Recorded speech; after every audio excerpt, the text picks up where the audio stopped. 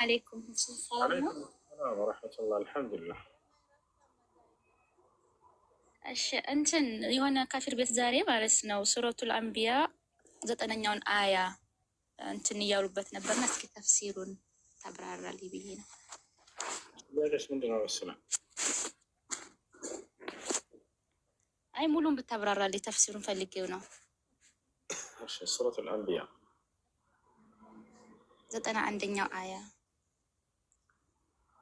سورة الأنبياء 91ኛው አያ ተፍሲር እየተማርሽ ነበር ከእነሱ ጋር? ትገርመኛላችሁ። ኧረ አይደለም ዝም ብዬ ስክሮል እያደረኩኝ እንትን ስል እንደዚህ እያነጻጸሩ ያልሆነ ነገር በመርየም ላይ ሲቀጥፉ ስለሰማሁኝ ለማጥራት ለሌሎቹም እንደዚህ እንዲማሩበት በሚለው ነው እንጂ አዳምጪሽ። والتي أحصنت فرجها فنفخنا فيها من روحنا وجعلناها وابنها آية للعالمين ያችንም ብልቷን የጠበቀችውን በእርሷም ላይ ከመንፈሳችን የነፋንባት ወይንም የዘራንባት እርሷንም ልጇንም እንደዚሁ ለዓለማት ተአምር ያደረግን መርየምን አስታውስ ይላል። እሺ ይሄ ቁርአን አንቀጽ መርየም ዓለይሃ ሰላምን ክብሯን የጠበቀላት የሆነ አንቀጽ ነው። ለመርየም ዓለይሃ ሰላም በዝሙት ስለተወረፈች ክብሯን የጠበቀላት አንድ አንቀጽ መጽሐፍ ቅዱስ ላይ ማምጣት አይችሉም። ኢየሱስ ክርስቶስ እናቴ በዝሙት ሳይሆን በተአምራዊ መንገድ ነው የወለደችኝ ብሎ መከላከል አልቻለም። እንደ መጽሐፍ ቅዱስ ልብ በሉ። ማን ነው ክብሯን የጠበቀላት በዝሙት በመወረፏ ከተባለ ቁርአን። ወላሂ ለአዚም አይምሮ ያለው ክርስቲያን ቢኖር የማርያምን በዚህ ወንጀላ የተወነጀለችበትን ከአይሁዲዎች የተከላከለላቸው ይህን ቁርአንን ባመሰገኑት ነበር።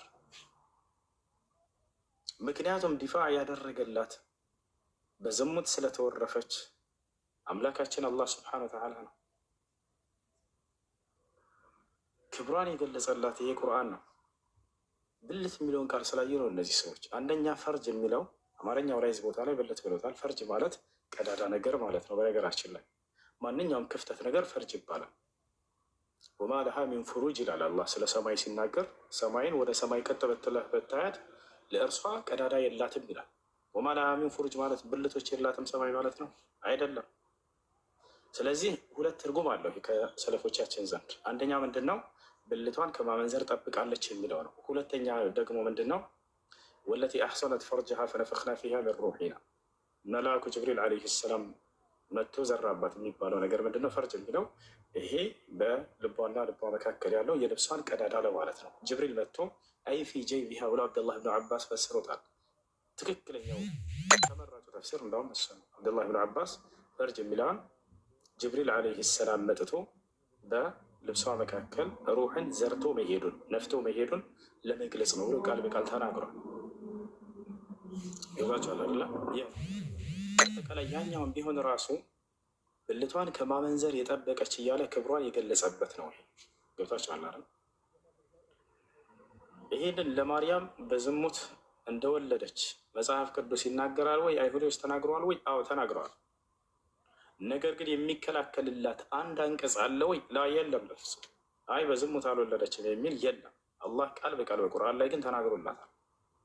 ገብቷቸዋል አይደል? ተከላክሎላታል። በፍጹም ይሄን አላደረገችም ብሎ ረድ ያደረገላት አላህ ሱብሓነሁ ወተዓላ ነው።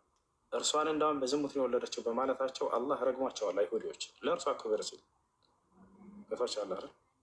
በዝሙት እንደተወለደ መጽሐፍ ቅዱስ ላይ የተነገረበት አይሁዶች ፊት ለፊት ኢየሱስን ተናግረውታል። ሊከላከል እንኳን አልቻሉም። እንደ መጽሐፍ ቅዱስ ማለት ነው። የቱ ጋር ከተባለ አይሁዶች ለኢየሱስ ክርስቶስ ከፊቱ ሲያሽሟጡበት ምን አሉ? እኛ ግን የዝሙት ልጆች አይደለንም ይሉታል። አያቸው አይደል?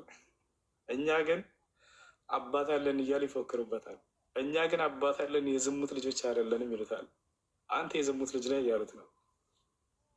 ያቸዋል። አይሁዶች እስካሁን ድረስ የሚያምኑት ነገር ምንድን ነው?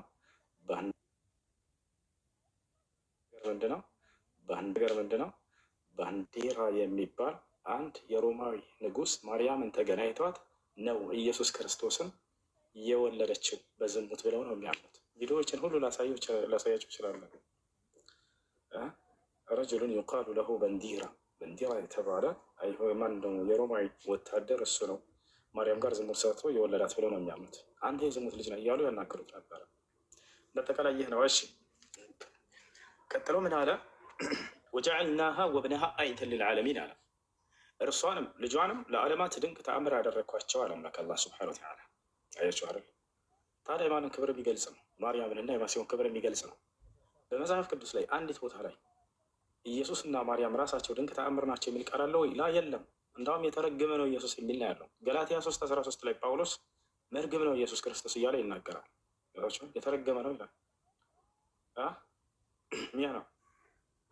ነገር ግን ከኛ ጋር ምንድን ናቸው ከተባለ ድንቅ ተአምራቶች ናቸው ሁለቱ። ይሄ ነው የሚናገረው አንቀጹ ሱረቱል አንቢያ ቁጥር 91 ላይ። መርሐባ ጀዛከላ።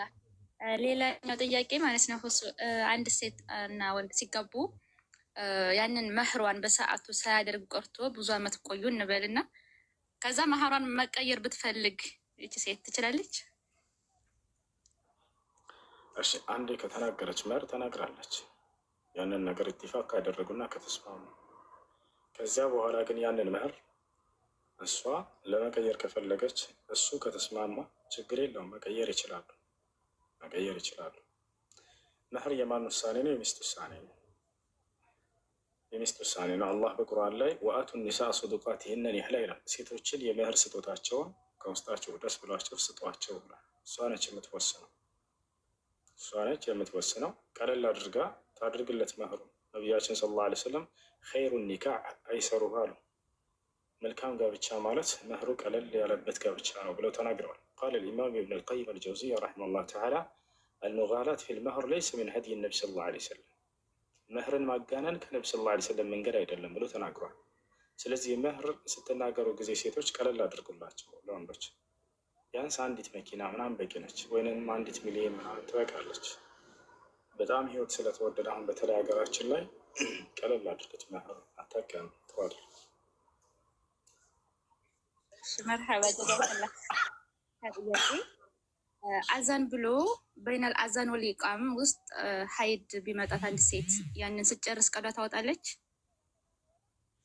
ወቅቱ የገባበት ሶላት ስለሆነ ቀዷ ታወጣ። አዛን ሳይባል በፊት ጊዜው ሳይገባ በፊት ግን ሀይዱ ቢመጣ ያን ሶላት ወደፊት የሚመጣን ሶላት ቀዷ ማውጣት አይጠበቅባት። እሺ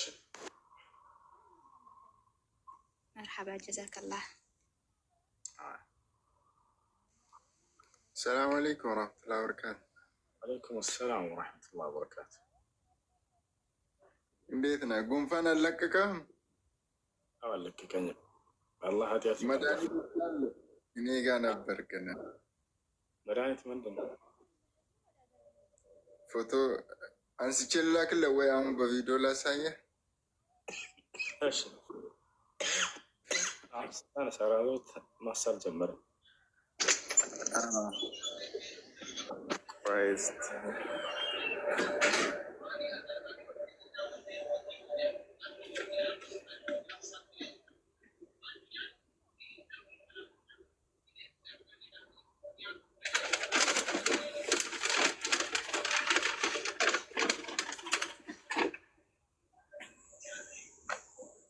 ይኸው መድኃኒቱ ይቺ ናት። እሺ ምንድን ነው አለች?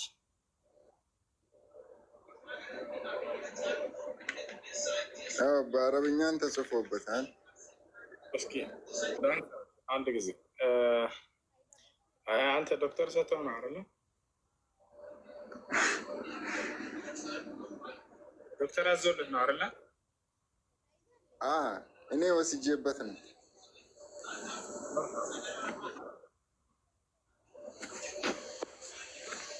ሽክራን።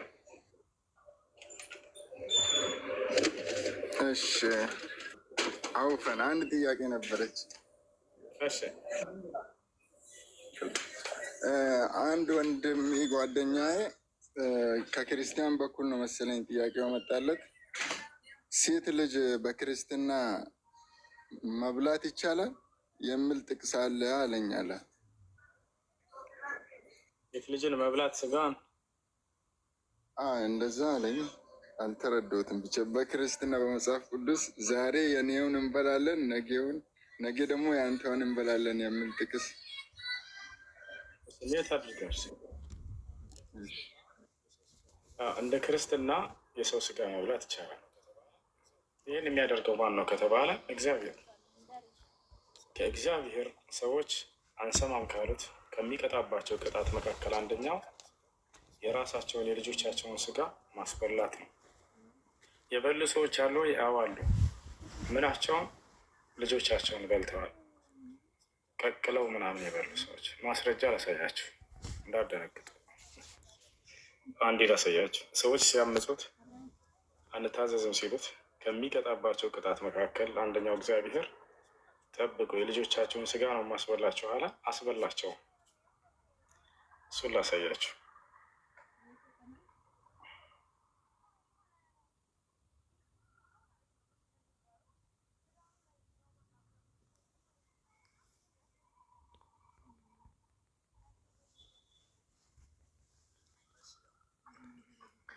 እሺ ያው ይታያችኋል። እግዚአብሔር ምን አለ? እስከዚህም ድረስ ባትሰሙኝ አለ። አንሰማም ካሉት በእንቢተኝነትን ብትሄዱብኝ አለ። እሺ እኔ ደግሞ በቁጣ እሄድባቸው ስለ ኃጢአታቸውም 7 እጥፍ እቀጣችኋለሁ አለ። እንደሚቀጣቸው ተናገረ። ቅጣቱ ምንድን ነው የሚቀጣቸው? የወንዶች ልጆቻችሁንም ስጋ ትበላላችሁ፣ የሴቶች ልጆቻችሁንም ስጋ ትበላላችሁ አላቸው። ያሰላም። አንሰማም ካሉት ትእዛዙን ከተበቱበት ትዕቢተኛ ከሆናችሁ አለ እቀጣችኋለሁ አለ። ምንድን ነው የሚቀጣቸው? የወንዶች ልጆቻችሁን ስጋ ትበላታላችኋል፣ የሴቶች ልጆቻችሁንም ስጋ ትበላላችኋል። የበሉ አሉ ወይ? አዎ፣ ልብ እናድርገው። ቀቅለው የበሉ ሴቶች አሉ። ልጆቻቸውን ላሳያችሁ።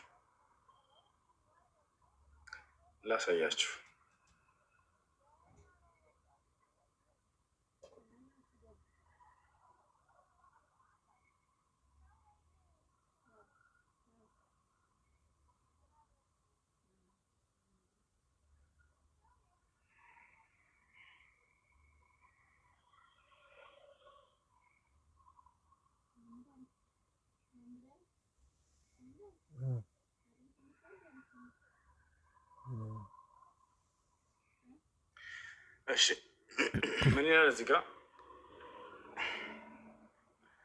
ልጄንም ቀቅለን በላ ነው። ያ ሰላም።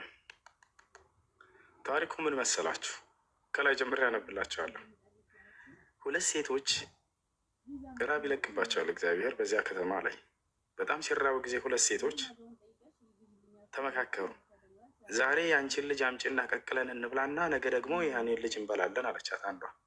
እሺ ተባብላ ይስማማሉ። ያ ጀማ ከተስማሙ በኋላ አንዷ ልጇን አምጥታ ቀቅለው በሉ።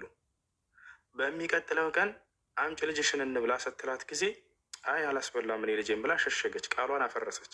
መታ ለንጉሱ ትከሳለች እች ሴት። አሁን ታሪኩን ላንብብላችሁ፣ እዚሁ ነው ተመልከቱ። በሰማርያም ታላቅ ራብ ሆነ አለ። በሰማርያም ታላቅ ራብ ሆኖ ነበር። እነሆም የአህያ ራስ በ50 ብር፣ የአህያ ጭንቅላት ሁሉ ይበላ ነበር። ተመልከቱ። የአህያ ራስ ስንት ነው ዋጋው? 50 ብር። የእርግብን ኩስ የጎሞር 8ኛ በሚሆን በ5 ብር እስኪሸጥ ድረስ ከበቧት አለ። የእስራኤልም ንጉስ በቅጥር ላይ በተመላለሰ ጊዜ፣ አሁን ንጉሱ እየተመላለሰ እያለ አንዲት ሴት አለ ጌታዬ ንጉስ ሆይ አለችው። እንግዲህ ንጉሶች ጌታ ይባላሉ፣ አምላክ ማለት አይደለም። ጌታዬ ንጉስ ሆይ እርዳኝ ብላ ወደ እርሱ ጮኸች። መታ ፍትህ ልትፈልግ ነው። እርዳኝ ብላ ወደ እርሱ ጮኸች። እርሱም ንጉሱ ማለት ነው እግዚአብሔር ያረዳሽን እኔ እንዴት እረዳሻለሁ? ከአውድማዋስ ወይንስ ከመጥመቂያው ነውን? አለ። ንጉሱም ምን ሆነሻል አላት።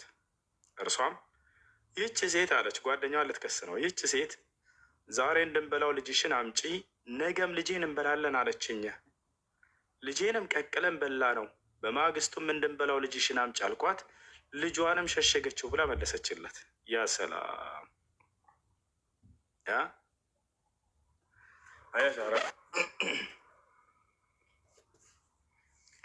ሁለቱም ሴቶች ልጆች አላቸው። ታላቅ ራብ ለቀውባቸዋል እግዚአብሔር። ከዚያ በኋላ ልጆቻቸውን አስበላቸዋለሁ ታላላችሁ ብሏቸው ነበር አይደለ? ያን ቃሉን እየፈጸመባቸው ነው። ይራቡና እነዚህ ሰዎች ነይ ዛሬ ልጃችንን ቀቅለን እንብላ፣ ነገ ደግሞ አንቺን ልጅ እንበላለን ተባብለው ተስማምተው አንዷ ልጇን አሳርዳ ከበሉ በኋላ ከጠገቡ በኋላ ነገ በይ አንቺን ልጅ አምጪ እንብላ ስትላት እኔ ልጅን አላስበላም ዞር በይ ትላታለች። ይህ ነው። እሺ ማን ይህን የሚያስደርገው ከተባለ እንግዲህ አምላክ አስቡት። አስበላቸዋለሁ ልጆቻቸውን እያለ ዝቶባቸዋል። ቃል በቃል መጽሐፍ ቅዱስ ላይ ባትሰሙኝ እና እምቢ ብትሉኝ ልጆቻቸውን እንድትበሉ ነው የማደርጋቸው አላቸው። ቃሉም ተፈጻሚ ሆና ቃሉ ፈጸመች። ጥያቄ ያለቀጥ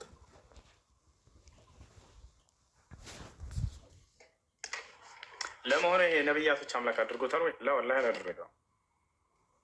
መጽሐፍ ተበረዘ እንጂ አምላክ ይህን አላደረገም።